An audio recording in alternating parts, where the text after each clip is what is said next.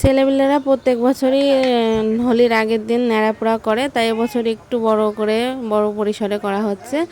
তা সেটাই আপনাদের সাথে শেয়ার করব। হ্যালো এভরিওয়ান, কেমন আছেন? সবাইকে অনেক অনেক স্বাগত জানাচ্ছি আপনাদের আমার সীমাস 30 ব্লগ চ্যানেলে।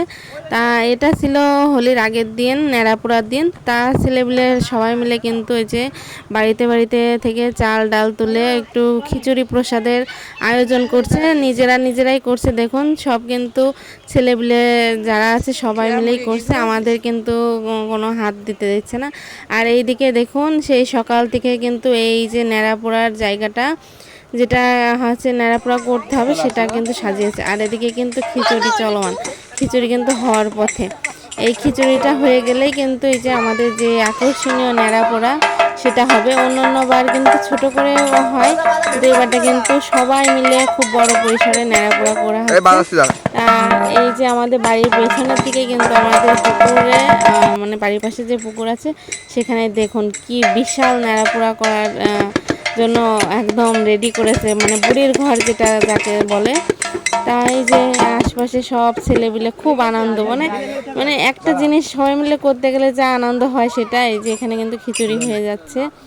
আর এখানে কিন্তু সেই কাঙ্ক্ষিত সময় চলে আসলে কিন্তু আমরা বুড়ির ঘর যেটাকে বলে সেটা পুড়িয়ে দেবো। তাই একটু সময় বাদে একটু, মানে আমরা রোজার মাস তো, যার জন্য একটু দেরি করছি, যে ইফতারি হওয়ার পরে কিন্তু আমরা এটা শুরু করব। এর জন্য যে এদিকে রান্নাবাড়াও হয়ে যাক, আর এদিকে একটু মানে ঘোর হয়ে আসলে, একটু রাত হয়ে আসলে একটু ভালো লাগবে, মানে ন্যাড়াপোড়াটা দেখতে আরও দারুণ লাগবে। তাই এদিকে আমরা কিন্তু সব কাজ এদের করতে দেখছি, যে সবাই মিলে হাতে পেতে কিন্তু সব কাজ করে নিচ্ছে, যাতে করে ন্যাড়াপোড়াটা সবাই মিলে উপভোগ করতে পারি।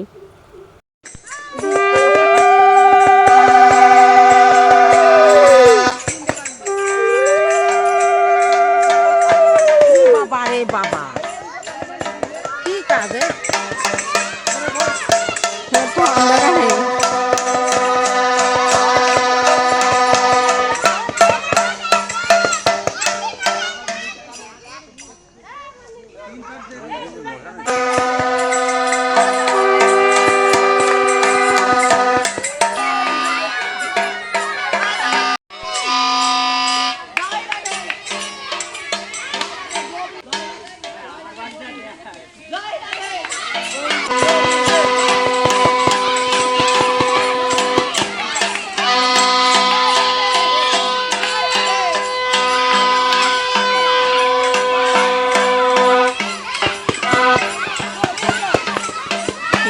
পরিষ্কার দেখা যাচ্ছে, ফিল্টার জ্বালায়।